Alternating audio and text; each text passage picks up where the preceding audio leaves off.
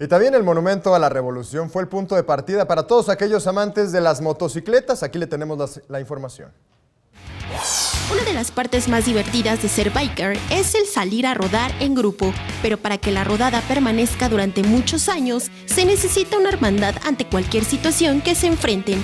Ellos son Barba Negra Rodada y llevan más de 10 años siendo compañeros de carretera. No solo conocen los lugares mágicos del país, sino también hacen acciones altruistas en todas las temporadas del año, como apoyar a personas en situación de calle, de la tercera edad, pacientes con cáncer y hasta regalos para Navidad. Hay una rodada que es muy grande, que se llama Con Ganas de Vivir.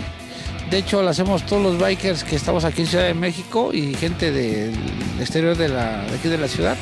Es en apoyo a la lucha contra el cáncer.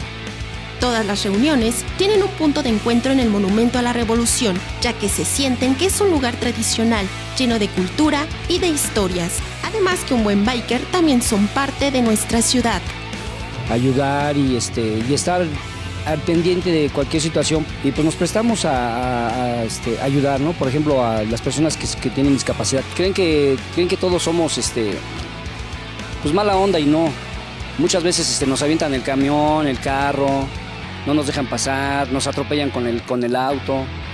O sea, y mucha gente se molesta porque cuando vamos así en las calles, como vamos pasándolos en medio de todos los carros, se molestan y nos cierran el paso. Es así como el mundo biker también forma parte de nosotros, y para ser parte de ellos es necesario tener una motocicleta de más de 250 centímetros cúbicos. Con imágenes de Liber Rodríguez, María José Valencia, 21 Noticias.